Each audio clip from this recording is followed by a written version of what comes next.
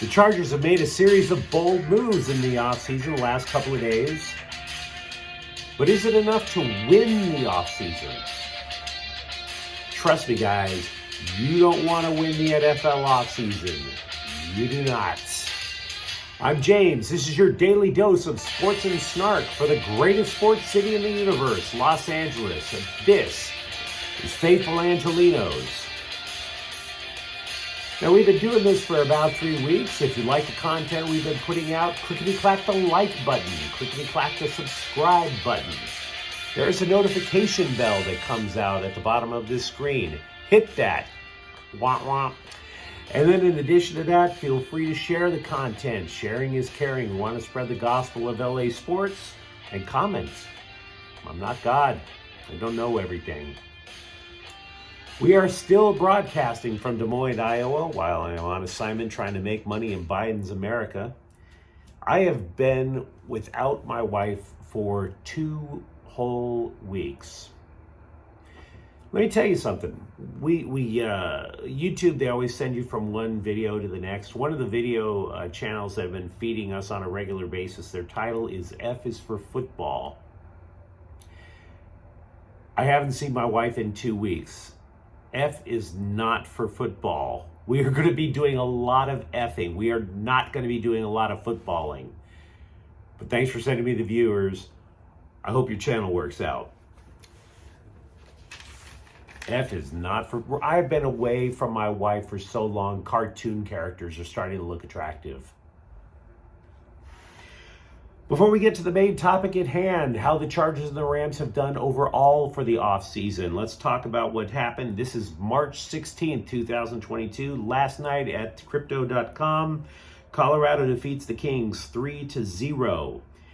On the schedule for tonight, the Lakers will be playing Minnesota. That game is at 4:30. And in addition to that, Toronto plays the Clippers. That's at 7:30. The Dodgers have allegedly offered Freddie Freeman a 4-year contract. He wants a 6-year contract. The reason it's the difference in the age, or difference in the years, he's 32 years old. Dodgers are basically trying to get this guy on their terms. I can't say I blame him. The market for Freeman, by the way, totally drying up. The Yankees were in it, but then yesterday they signed Anthony Rizzo. They're bringing him back. And the Blue Jays were thought to be in it. They made a trade for Matt Chapman of the Oakland A's. So right now, who's in the running? There is the possibility of the Tampa Bay Rays. But then in addition to that, you also have San Diego making a little noise. They need a hitter. Fernando Tatis lost for 3 months. He likes motorcycle riding too much. Dude, come on, man. You gotta know where your money's made. Right-handed pitcher, relief pitcher Jimmy Nelson returns. Last year, he was injured for a good chunk. He only pitched 29 innings, but he struck out 37.9% of the batters he faced. That could be a strong idea. And Trey Turner says he's open to extending his contract with the Dodgers. We'll see how that works out. With the Lakers, LeBron James avoided the media after they lost to Toronto on Monday. Good. There's been way too much talk from this team as opposed to actual results. In the meantime, there was footage that has surfaced allegedly of, well, it's not allegedly, it is. Footage has surfaced of James berating teammate Talen Horton-Tucker during a practice. Trash talk on a basketball court? Oh no! Come on, guys, stop it. I wish the press... Trash talk on a basketball court being news? Come on. USC spring football game will be held on ESPN on April 23rd. Spring camp. We actually now have a date as to when they're going to start it off. That will be March 22nd. It is the only spring football game ESPN will televise, which shows you how much pull USC still has. All right, let's talk Rams and Chargers. A lot of transactions yesterday. We're going to go through it lickety-split here. Andrew Whitworth made it official. He retires a champion. He retires NFL Man of the Year. He retires without hair. I can relate. 16 years in the NFL. Joe Noteboom, the Rams re-signed him 2 days ago. He is going to be the replacement. Matt Gay, the kicker, is coming back. They are also trying to rework linebacker Leonard Floyd's contract to make some more cap space. Who is gone? Cornerback Darius Williams. He is joining the Jacksonville Jaguars. The hope then would be Robert Rochelle picks up the slack. That's a possibility. It's not a bad idea. The Rams will get 5 compensatory picks, including 1 in the 3rd round for the upcoming NFL draft. Now, the reworking of the contract has to do, I would assume, with Von Miller. Von Miller, his market, just like Freddie Freeman's, is starting to dry up. Denver is out of the running. They have poached Randy Gregory from the Dallas Cowboys, and now Dallas seems to be in their main competition for the services of Von Miller. Over to the Chargers.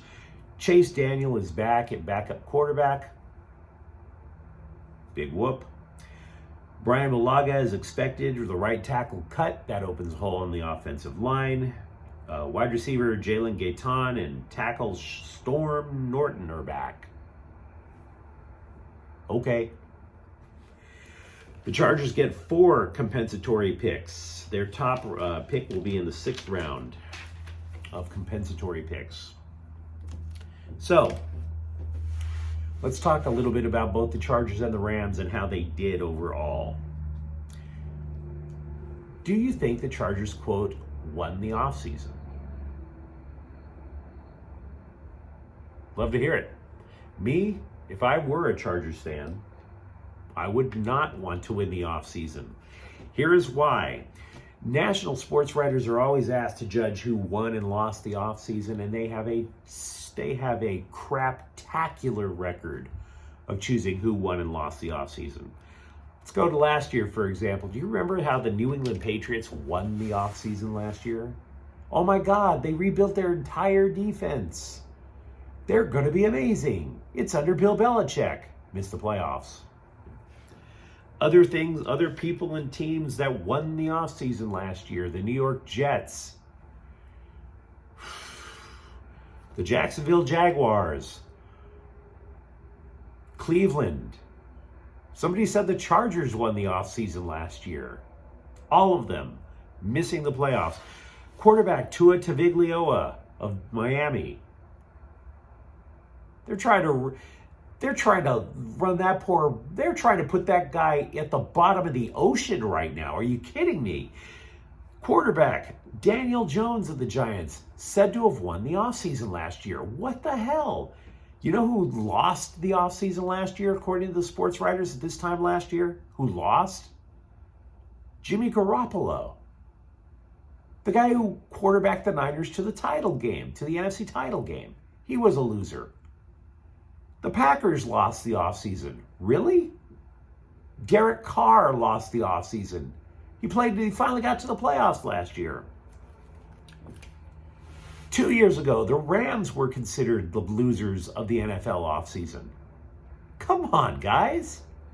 Who was considered a winner in the NFL offseason 2 years ago? Cam Newton. Drew Lock. You do not want to win the NFL offseason. Now, fortunately for the Chargers, despite the signings, there are a lot of analysts who are not on board with the Chargers winning the offseason. Congratulations. That's actually bodes well for the LA, or for the Lightning Bolts, if you will. Pro Football Focus, they have a data spaz who said that no, the Chargers, they did good, but they were not the number 1 team in terms of offseason moves. That goes to Denver. Okay. If you're a Chargers fan, you should be relieved over hearing this. In addition to that, an analyst for the NFL Network, they weren't too fond of what the Chargers did. They don't think they're that great. There was one analyst that went so far as to say that quarterback Justin Herbert is the 4th best quarterback in the division, citing the number of interceptions, 15, and his overall record, 15-17. This is going to get you guys a little peeved. You shouldn't be. This should be good news. Sports writers are terrible at picking who won the offseason, because they're trying to have a quote hot take. Never works. Meanwhile, I would say that the LA Rams actually had a good offseason so far. It's still up in the air, but we don't know just yet. Their goals were different. Their goals were to, quote, run it back. Just, they knew they were going to lose players. They came in having 19 free agents. So this whole thing became about who could they keep. And honestly, I think they did well. They kept most of their offensive line. Whitworth retired, but they already had Noteboom. Noteboom started for Whitworth a few times last year when Whitworth was hurt. Maybe the guy's ready. Yeah, they lost. They wind up losing Darius Williams, but they're going to wind up replacing him probably with Robert Rochelle. The defense not only returns mostly intact, we're sitting there waiting to see what Von Miller decides. But if Von Miller goes, maybe they sit there and they try and change things around and bring in Bobby Wagner. There are options. And try and sit there and say, well, we'll shore up the inside linebacking instead of the outside. They keep Ashawn Robinson. They keep Greg Gaines at nose tackle. That's why the loss of Sebastian Joseph Day across the hall at SoFi doesn't sting that much. And of course, my gut feeling, originally everybody was worried about Aaron Donald, whether or not the Rams could run it back if Aaron Donald retires. Maybe we were all played. Maybe this wasn't about trying to bring everybody back.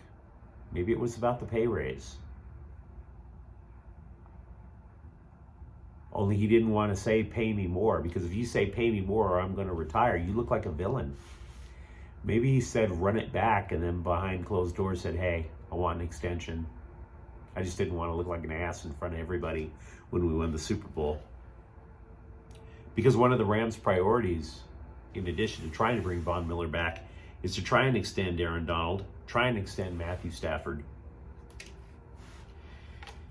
Haven't heard a lot about the Odell Beckham Jr. front. My gut feeling is they want him back, but 4 wide receivers, four potential elite wide receivers, that's a luxury, dude. That's a luxury. So no, I think the Rams actually accomplished much of what they wanted. Can't really complain. And if you're a Chargers fan, for Pete's sake, when you have Khalil Mack, J.C. Jackson, and by the way, somebody potentially said that safety Derwin James was going to be the star defensive back as a safety. Feel free to comment. That's an interesting take. I don't know whether or not that's true, but it's an interesting take. I do realize we ran long today, but man, we had a lot to talk about. And I know I can't stay here all day. So do me a favor, comment. Love to hear from you. We'll converse about this through the day. If you enjoyed today's episode, by all means, feel free to subscribe to this and like and share. Thank you for watching. I'm James. Faithful Angelinos is a Quien Corta El Queso production. We'll see you tomorrow.